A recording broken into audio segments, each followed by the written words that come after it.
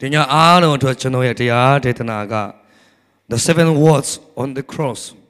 Le wa God ai poma phaya the kin ye. Saka ro khunakhu. Atiru le wa God ai poma the kin Yesu di. Chik bi ro. Chano ku sa ate khan no me aching ma. Tuka saka khunakhu pyo khe de. Dini dinya to the king Yesu ku me me ke tin shin phin le ma khan de bu su yin. Le khan bi to tu le phit de su yin. အဲ့ဒီလောက်တင့်ကိုချစ်တဲ့သခင်ယေရှုကိုလဲစားတဲ့အနေနဲ့ဒုက္ခပတ်တော်၌အာယုံပြုပါအဲ့ဒီလောက်ကျွန်တော်ကိုချစ်တဲ့သူမရှိဘူးဆိုတာသိတဲ့အတွက်ကြောင့်ကျွန်တော်ဒီနေ့ညမပြတ်အလုကောင်းကောင်းလုပ်ခြင်းဖြစ်တဲ့အချောင်းခုပြီးတော့အလုမလုရဘူးအဲ့ဒီလောက်ကျွန်တော်ကိုဘုရားသခင်ချစ်တယ်ဆိုတာကျွန်တော်သိတဲ့အခါမှာကျွန်တော်လှုပ်ဆောင်တဲ့အရာတွေက The 7 words on the cross. Lewakare poma saka konakun. Number 8. Father, forgive them, for they know not what they do. Shilogo kanji na se tung akang e tung se lima. Yishu kale o aba tudui apiku kelo domoba. Turuti ku piu to amoku maticha hu masuro mu I. Awa dogu le sayitan chaywe we panja I. Turuti ku piu to amoku maticha hu masuro mu I. Janore a bit jong. A pia ka te chin pite at a jong. To te chin the ikukana te chin to cook mahopene. Ngaye tangu kaya me ngaye pi ape ngaye pi ma tawra ne ya me so that to chang thu ngaye tan akong longko the king Yesu ka mate khima akong long kan pere amen. He bore our sin before he died. All the penalty we could not pay by ourselves. He paid all the penalties on behalf of you and me. Chanaroku sa taking Yisuka Chanaroku dai ma pesan nai a chui alonku tu pesade ngayetan alonku tu kansa pede. Tu piyari ki uchimwan me. Ere chingma tuku ere lewa kare ma kuna lu yai tat lu ko taking Yisuka Hallelujah. Tingu kwalota ma pione tuku tatne to tuti tuku keye long piao to tuti tukka bene to tu myaku tuku reka kwalwa piro tuye abaku kwalwa put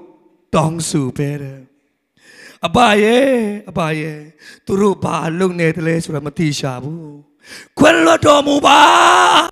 Turu ya piku te ya simpan payara ki etaro ku tate sura turu ku sapiu ya turu ku keti bir pu la to tu ku tate sura turu mati luba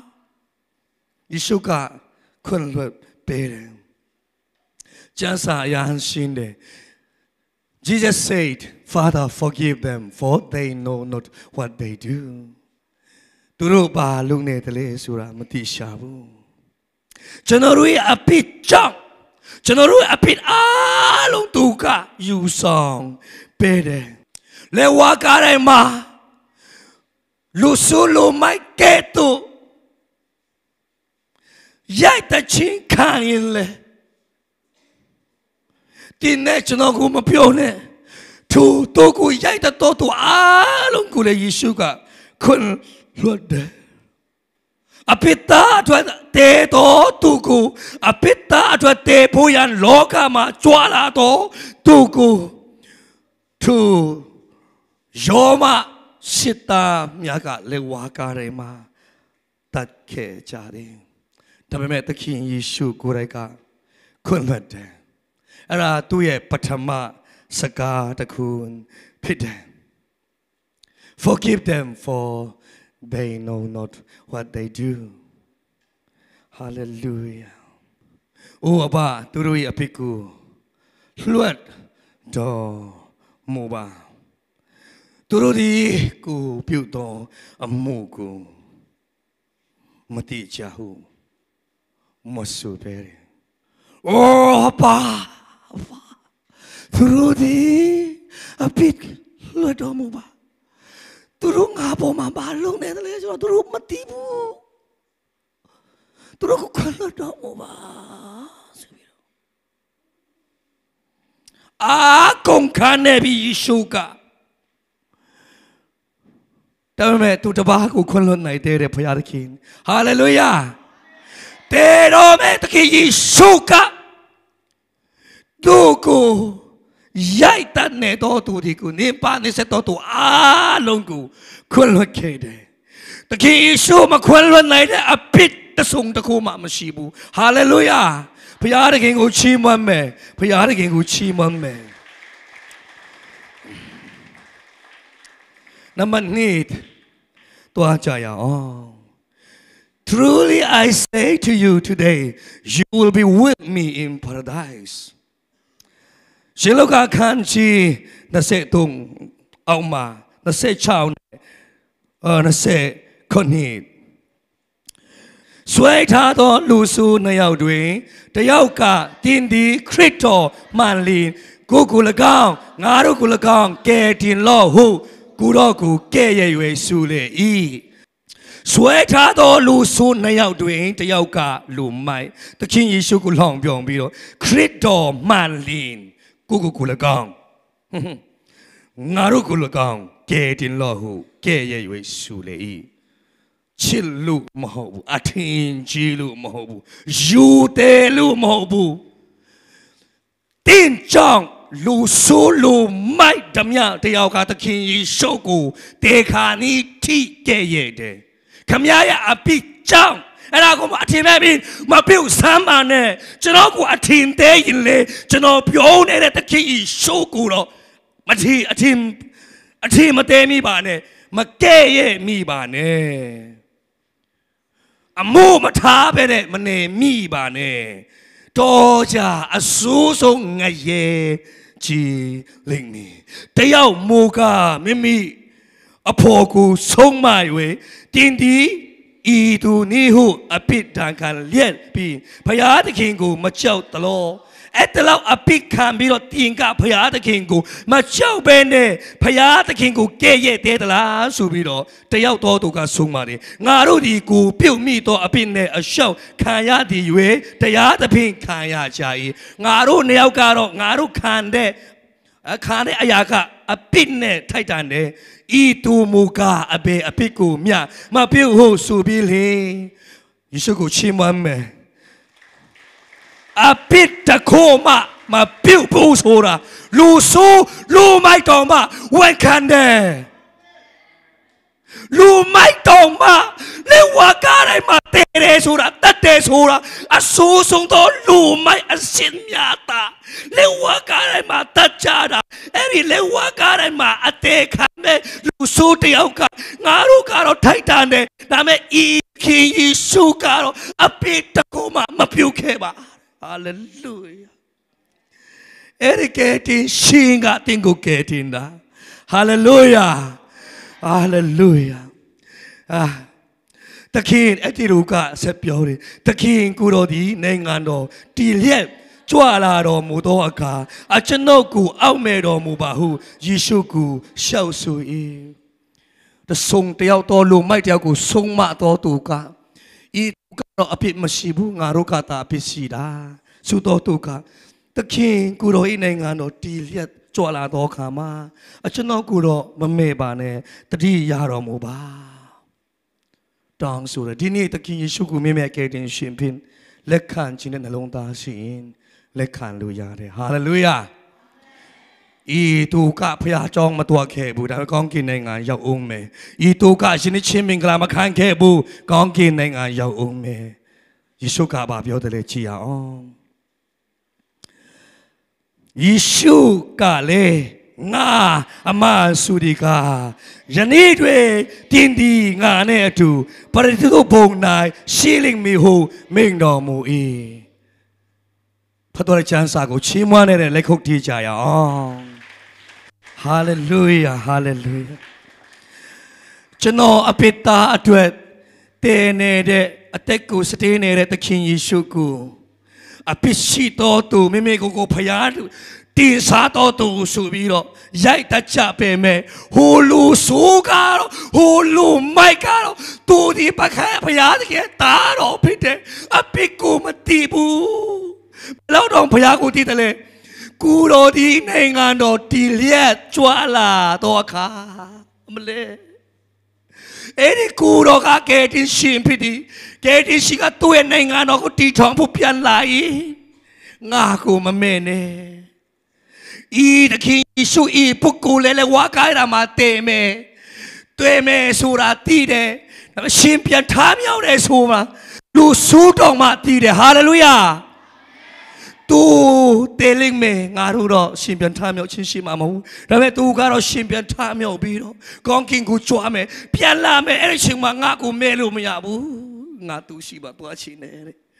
ဟာလေလုယာဒါပေမဲ့ယေရှုကတော့အဲ့ဒီချိန်ကိုမဆောင်ဆဲခြင်းဘူးယခုတွေ့တင်ဒီငါနဲ့အတူ paradise ၌ရှိကြစီလိမ့်မည်ဟုမိန့်တော်မူ၏ဟာလေလုယာယခုပင်လင်တင်ဒီလူမိုက်ဖြစ်လက်ကျွန်တော်ကိုယုံကြည်တဲ့အတွက်ကြောင့်တဲရတဲ့တခါတည်းဟူကောင်းကင်၌ဝန်စားမည်ဟာလေလုယာဓမ္မမိတ်ဆွေများတင်ပြကြောင်းသွားနေဆရာမလိုဘူးယင်းချင်းမင်္ဂလာခံဆရာမလိုဘူးယေရှုကိုယုံကြည်စမ်းပါဟာလေလုယာဟာလေလုယာအဲ့ဒါသခင်ယေရှုရဲ့ဒုတိယစကားဖြစ်တယ်အဲ့ဒါသူ့ရဲ့စကားကဘာလဲဆိုရင်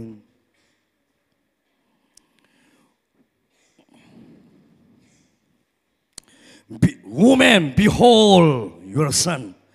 behold your mother. ယောဟန်ခန်းကြီး7ခုယောဟန်ခန်းကြီး7ခု26 29ယေရှုကခမဲတော်အဘခွန်တော်မူပါထိုလူမိုက်ကိုလည်းတင်တဲသွားရင်ဒီနေ့ကောင်းကင်နိုင်ငံငါနဲ့အတူရှိမည်နောက်သုံးချိန်မြောက်စကားပြောလာမယ် Woman, behold your son, behold your mother. ကျမ်းစာအတူတူဖတ်မယ်26ထိုအခါမေတော်နဲ့ချစ်တော်မူသောတပည့်တော်သည်အနားမှာရက်နေသည်ကိုယေရှုသည်မြင်တော်မူလျှင်မေတော်အားအချင်းမိမ့်မှတင်းနိတာကိုကြည်ပါဟု၍၎င်းတပည့်တော်အားလည်းတင်းနိအမိကိုကြည်ပါဟု၍၎င်းမိန့်တော်မူ၏ထိုအခါမှစ၍တပည့်တော်သည်မေတော်ကိုမိမိအိမ်၌တင်ထား၏ဟာလေလုယာသခင်ယေရှုရဲ့တပည့်ယောဟန်ကိုယေရှုကထိုမေတော်ငါရဲ့အမေကိုတာဝန်ယူပေးပါအမေကျွန်တော်ရဲ့တပည့်ယောဟန်ကတင်ကိုတာဝန်ယူလိမ့်မယ်မပူနဲ့ဟာလေလုယာဟာလေလုယာသူတေတော်မဲ့အချိန်မှလဲသူ့အမေကိုအရင်ကယုဆိုင်တဲ့ယေရှုသူတေတော်မဲ့အချိန်မှသူ့အမေကိုတွေ့တယ်ဒါပေမဲ့အမေကစားကြရနေတည်တယ်ယောက်ျားမယူခင်မှာကောင်းကင်တမန်သူ့စီမှာလာပြီးတော့မိုက်ကလာဂက်ဘရီလာသူ့စီမှာလာတော့ကောင်းကင်တမန်ရဲ့နာမည်ကမိုက်ကလာဂက်ဘရီလာသူ့စီမှာတွားပြီးတော့မယ်ရီကိုစကားပြောတယ်တင်ကိုဝန်ဆောင်လိမ့်မယ်အမလေးငါရဲ့ချင်ပါမို့ကျမယောက်ျားတော့မယူသေးဘူးစစ်စစ်ထားတာပဲရှိတယ်မလုပ်ပါနဲ့မဟုတ်ဘူးဒီဝိညာဉ်တော်အပြင်ကလေးကိုဝန်ဆောင်ပြီးတော့မွေးဖွားမယ်သူ့နာမကိုယေရှုအမနွေလာလို့ခေါ်မယ်ဒီဘက်ကပါလေကယ်တင်ရှင်သူ့လူဒီအတွက်အပြစ်သားများအားလုံးအတွက်အသေးခံပေးမယ်ဆိုတာကိုကောင်းကင်တမန်ကရှင်းပြတဲ့အခါမှာမေရီကအကုန်တင်းဟစ်ပေးတာဖြစ်တယ်အာမင်မေရီကသူ့သားကိုမဖွက်ဘူးဒီလိုဖြစ်လာမယ်ဆိုတာတင်းဟစ်ပေးတာဘယ်လောက်တော့မင်္ဂလာရှိတဲ့မိခင်လဲယေရှုတင်းအတွက်ကျွန်တော်အတွက်တည်တော်မဲ့အချိန်မှာသူ့မှာအမေရှိတယ်အဖေလည်းရှိတယ်ဂျောဆက်ညီကိုမောင်နှမလည်းရှိတယ်တပည့်တော်များလည်းရှိတယ်များသောအားဖြင့်တပည့်တော်များကသူ့ကိုတစ္ဆာ ဖောက်ကြသည်လေးခုမြောက်သောသခင်ယေရှုရဲ့စကားတော်ကြည်ကြရအောင်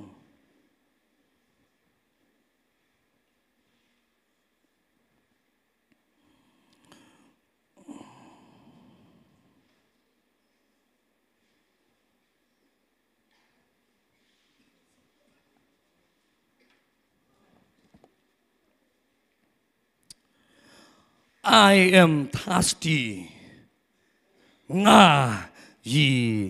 စာရီဟုမိန်တော်မူ၏ယောဟန်ခန်းကြီး19အခန်းငယ်20သခင်ယေရှုစကားပြောတဲ့အခါမှာအတူဆုံးသောစကားဖြစ်တယ်ငါရဲ့ပြီးမှတောက်ဆရာကြီးမရှိဘူးအားလုံးငါကြမယ်ရီငါကြမယ်အဲ့ဒီတိုင်ကိုယေရှုကလက်ဝါးကားထဲမှာခံပေးတဲ့အတွက်ကြောင့်ကျွန်တော်တို့ကိုယ်စားအပိသားတွေအားလုံးခံပေးတဲ့အတွက်ကြောင့်ကျွန်တော်တို့ကငရဲပြီးသွားဆရာမလို့အောင်ယေရှုကလက်ဝါးကားထဲမှာပြီးလို့ချတဲ့အတွက်ကြောင့်အရာကြီးစားတဲ့အတွက်ကြောင့်ထို့နောက်မှကျမ်းစာပြီးဆုံးစေခြင်းကအမှုရှိသမျှအကုန်ရှင်ပြီးဒီကိုတည်တော်မူလျင်ရီငတ်ဒီဟုမိန်တော်မူ၏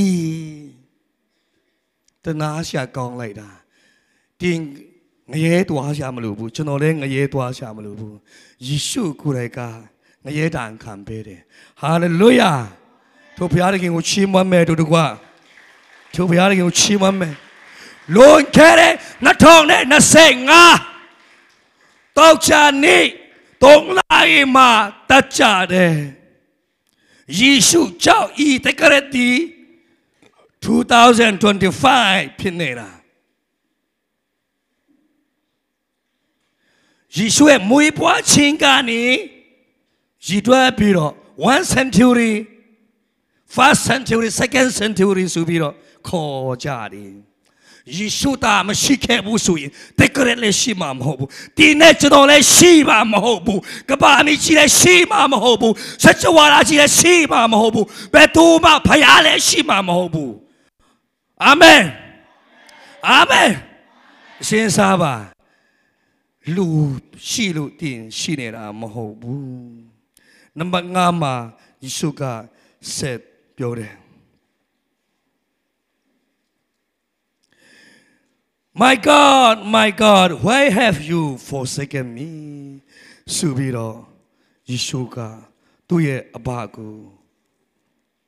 ခေါ်တယ်။ရှမသက်ခန်းကြီး29အခန်းငယ်46အဘဘာဖြစ်လို့တားကိုကျွန်တော်ကိုထားခဲ့တာလဲစွန့်ပစ်တာလဲဆိုပြီးတော့ယေရှုကအဘကိုခေါ်တယ်ရှမသက်ခန်းကြီး29ခန်းငယ်46တုံးချက်တီးအချိန်၌ယေရှုကအဲလီအဲလီလမစဘတ်နီဟုကြီးသောအတာနဲ့ကြွေးကြော်တော်မူ၏အ내ကအကျွန်ုပ်ဖယားအကျွန်ုပ်ဖယားအဘယ်ကြောင့်အကျွန်ုပ်ကိုစွန့်ပစ်တော်မူနီဟုဆိုလိုတည်းဟာလေလုယာကျွန်တော်တို့မခံနိုင်မဲ့ပိဋကခံတယ်ယေရှု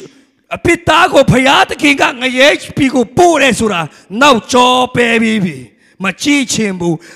မမြင်ချင်တော့ဘူးအဲ့ဒါကိုယေရှုကခံပေးတဲ့ခါမှာ3 နာရီထိုးတဲ့ချိန်မှာ3 ချက်တီးတဲ့ချိန်မှာတောက်ချာနေဒီနေ့လို့မြို့လွန်ခဲ့တဲ့2025ဘယ်လောက်လဲ2025 3 ချက်တီးအချိန်တိုင်းမိတပြလုံးနိုင်မောင်မိုက်အတိဖြစ်လေကဘာမီချီကအမောင်ကြီးဖြစ်လာတယ်အလီလမစမတနီဟုကြီးတော့အတားနဲ့ကြွေးကြော်လေအတိဘေကတော့အကျွန်ုပ်ဖယားအဘဲကြောင့်အကျွန်ုပ်ကိုစွန့်တော်မူ၏အဲ့ဒီချိန်မှာအဘလို့မခေါ်တော့ဘူးဘာခေါ်တယ်လဲဖယား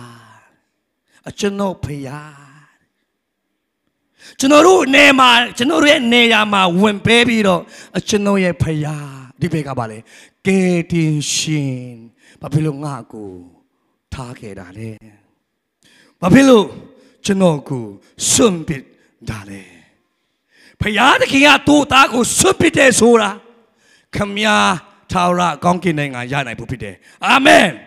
တခင်ယေရှုတဲတဲ့နေရာမှာတင်းနဲ့ကျွန်တော်ဒီတဲတော်သူတွေဖြစ်တယ်တချူတဲ့နေရာမှာတချူခံတယ်ရှင်ပြန်ထားမြောက်တဲ့ချိန်မှာလဲကျွန်တော်တို့ကလည်းရှင်ပြန်ထားအောင်မှာဖြစ်တယ်ဟာလေလုယာဘုရားသခင်ကိုချီးပါမယ်တခင်ယေရှုကငါတို့အတွက်ဒဏ်ပေါင်းများစွာခံခဲ့တယ်နိကောခံခြင်းငါအခန်းငယ်20ကျွန်တော်ဖတ်ချင်တယ်ထို့ကြောင့်ငါတို့သည်ခရစ်တော်၏တန်တမန်ဖြစ်ကြ၏တင်တို့သည်ယာငြို့၍ဘုရားသခင်နှင့်မိသားအဖွဲ့ကြလော့ဟုဘုရားသခင်သည်ငါတို့အားဖြင့်နူးဆော်သွေးဆောင်တော်မူတကဲ့သို့ငါတို့သည်ခရစ်တော်၏ကိုယ်စားဖြစ်၍တင်တို့ကိုတောင်းပန်သွေးဆောင်ကြ၏အဲ့ဒါကြောင့်ဒီနေ့မှာခမည်းတော်ကိုကျွန်တော်တို့ကတရားဟောနေတာတခင်ယေရှုကိုစားပြုတ်ပြီးတော့ကျွန်တော်တို့အတွက်အသေးခံပေးတော့တခင်ယေရှုရဲ့တရင်ကောင်းအကြောင်းကိုထိုတခင်ယေရှုကိုစားပြုတ်ပြီးတော့တင်တို့ကိုကျွန်တော်တို့ကအချိန်ပေးပြီးတော့တရားဟောနေတာလူတချို့ကအကုန်ခံပြီးတော့ငွေအကုန်ခံပြီးတော့ပေးဆက်ကြတာဟာလေလုယာဘုရားသခင်ကိုချီးမွမ်းတဲ့နဲ့လက်ခုပ်တီးကြရအောင်နောက်ဆုံးဒုတိယရှင်ယောဟန်အခန်းကြီး19မှာပဲပြန်သွားမယ် It is finished အမှုပြီးပြီယေရှုသည်ပုံရိပ်ကိုခံပြီးမှအမှုပြီးပြီဟုမိန့်တော်မူလျက်ခေါင်းတော်ကိုငိုက်ဆိုင်ငွေ့၍အသက်တော်ကိုစွန့်တော်မူ၏ယေရှုသည်ပုံရိပ်ကိုခံပြီးမှအမှုပြီးပြီဟုမိန့်တော်မူ၏သူ့ရဲ့ဒဏ်ချက်ပေါင်းများစွာပြီးဆုံးပါပြီဂရိတ်ဘာသာစကားကြည့်တဲ့အခါမှာ it is finished ဆိုတာထက် it is done finally done it completed ဆိုပြီးတော့အဓိပ္ပာယ်ပူတက်ရောက်သည် Jesus has accomplished his missionတခင်ယေရှုကသူ့လုပ်ရမယ့်အလုပ်အားလုံးပြီးစီးပြီးဖြစ်တဲ့အတွက်ကြောင့် it is finished ဆိုပြီးတော့လက်ဝါးကားတိုင်းမှာ6ချိန်မြောက်မှာသူကျုံဝါခဲ့တယ်ဒီနေ့ကျွန်တော်ရဲ့နေရာမှာအစားထိုးပေးတော်သခင်ယေရှုကချွတ်ယွန်းချက်တစ်ခုမှမရှိဘဲနဲ့အမှုအကုန်လုံးပြီးခဲ့ပြီ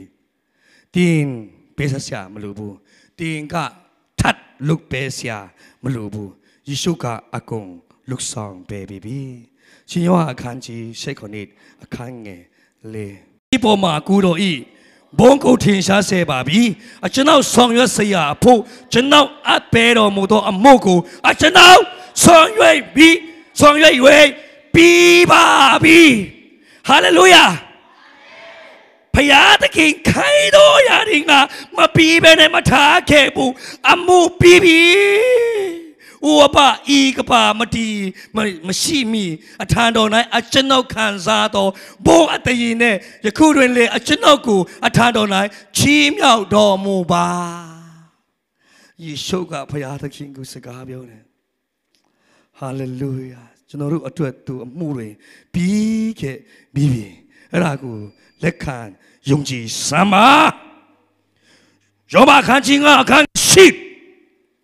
ငါတို့ဒီအဖြစ်ရှိပြီးခရစ်တော်ဒီငါတို့အတွက်ကြောင့်အသက်ခံတော်မူသည်ဖြစ်၍ဘုရားသခင်ငါတို့အပေများလောက်ချစ်တော်မူသည်ကိုငါတို့အားထင်ရှားစွာပြတော်မူ၏ဟာလေလုယာဟာလေလုယာအကုန်လုံးအမှုပြီးပြီယေရှုကကျွန်တော်တို့ကိုစားအမှုပဲပြီးပါပြီယုံကြည်ရအောင်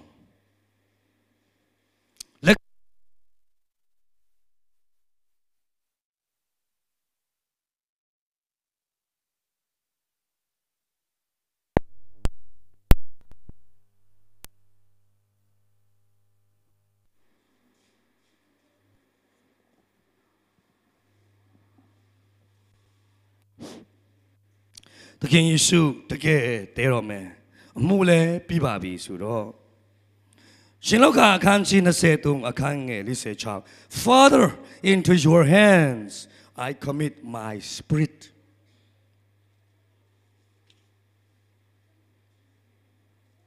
ရှင်လောကအခန်းကြီး23အခန်းငယ်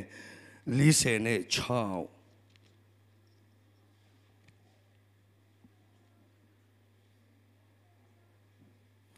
အတူတူဖတ်မယ်ယေရှုဒီလေ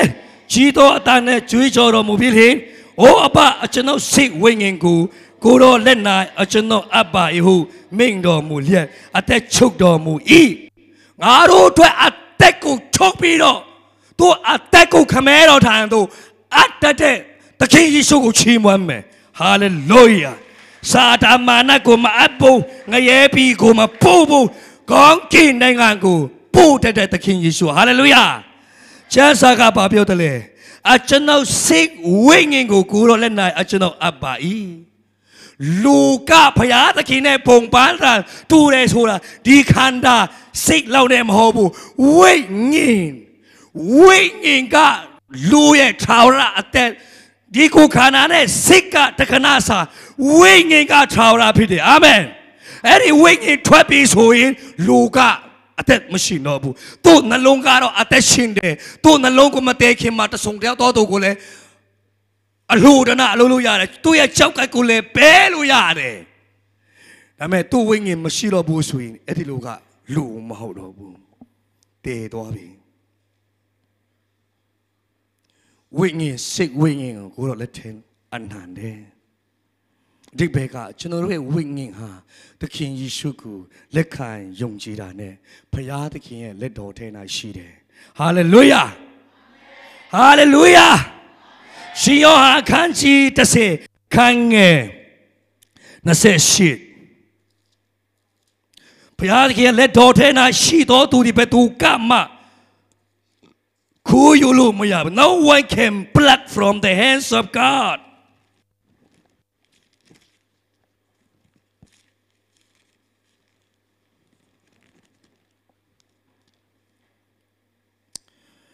ထာဝရအကူလေငါပဲ့ဤသူတို့ဒီပြည့်စည်ခြင်းနဲ့အရှင်မပြတ်ကင်းလွတ်ကြလိမ့်မည်အဘယ်သူများသူတို့ကိုငါလက်မှမနှုတ်မယူရသူတို့ကိုငါနိုင်အပဲတော်မူသောငါခမဲတော်သည်ခတ်သိမ်းတော်သူတို့ထက်ကြီးမြတ်တော်မူသည်ဖြစ်၍အဘယ်သူများသူတို့ကိုငါခမဲတော်ဤလက်မှမနှုတ်မယူနိုင်ရဘုရားသခင်ကိုချီးမွမ်းမယ်ယေရှုကိုချီးမွမ်းမယ်ဘုရားသခင်ထက်ခမဲတော်ထက်ကြီးမားတဲ့ပုဂ္ဂိုလ်မရှိတဲ့အတွက်ကြောင့်ဘယ်သူကမှကျွန်တော်တို့အသက်ကိုမခိုးနိုင်တော့ဘူးငါတို့ရဲ့အသက်ဒီသခင်ယေရှုကိုမြင့်မြတ်ကယ်တင်ရှင်ဖြစ်လက်ခံတာနဲ့ထာဝရစရင်ထဲ၌ရည်ပြီးတော့တည်မဲ့တော်ကယ်တင်ခြင်းရကြသည်ဟာလေလုယာဟာလေလုယာအိုးကောင်းမြတ်တော်ဘုရားသခင်ကျွန်တော်တို့အဖို့ပေးဆက်တဲ့သခင်ယေရှုသူကိုကျွန်တော်တို့လက်ခံကြရအောင်သူကိုကျွန်တော်တို့ယုံကြည်ကြရအောင်သူဒီကျွန်တော်တို့နေရာမှာဝင်ပြီးတော့သူရဲ့အသက်ကိုခမဲတော်ထံသို့အနန္တိတင်လဲတည်သွားရင်ဓမ္မလွန်ဘဝမှာတခုခုဝန်စားတော့မှာမဟုတ်ဘူးအဲ့ဒါလူတွေက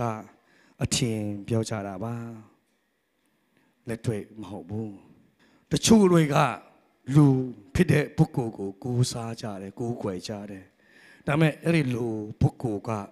အရင်တုန်းမှာသူငယ်ဘဝကနေ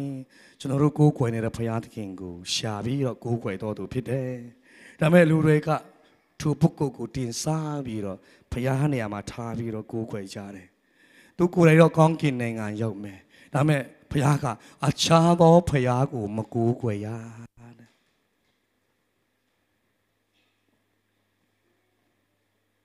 လူတွေမှားကြတယ်ကိုမကယ်တင်နိုင်မဲ့အရာဝတ္ထုကိုဘုရားနေရာမှာထားပြီးတော့စိတ်နှလုံးအကျွမ်းမဲ့အချိန်ပေးပြီးတော့လှုပ်ဆောင်ကြတယ်အသက်မရှင်တဲ့လူကအသက်ရှင်တဲ့လူအတွက်အကျိုးမပြုတယ်လို့အသက်မရှင်တဲ့ဘုရားကအသက်ရှင်နေတဲ့လူတွေအတွက်အကျိုးမပြုနိုင်ပါဘူး လူသားတွေအကျိုးပြုနိုင်တဲ့ဖရာသည်အသက်ရှင်သောဖရာသားဖြစ်သည်တေချင်းကိုအောင်သောဖရာသားဖြစ်သည်လွန်ခဲ့တဲ့နှစ်ပေါင်း2025တောက်ချန်ညနေချမ်း3နာရီမှာသူ့အသက်ကိုဆွတ်တော်မူပြီးတော့သူ့အသက်ကိုစတဲပြီးတော့ဒီညမှာကျွန်တော်တို့ TV ဗီဒီယိုကြည့်တဲ့အရာထက်တန်ဖိုးများစွာခံခဲ့တဲ့သခင်ယေရှုကနှစ်ပေါင်း2025မှာတင်းအတွက်အမိုးတွေပြီးဟာလေလုယာအဲ့ဒါကိုမြင့်မြတ်ကဲတင်ရှိတဲ့ဖြစ်လက်ခံယုံကြည်လိုက်ရင်တင်းဒီဖခင်ရဲ့သားသမီးဖြစ်သည်ဘယ်တော့မှဖခင်ရဲ့ထဲကနေပြန်နှုတ်ယူလို့မရတော့ဘူးအရောက်ရှိတိုင်းဖခင်တွေကောင်းချီးပေးပါစေ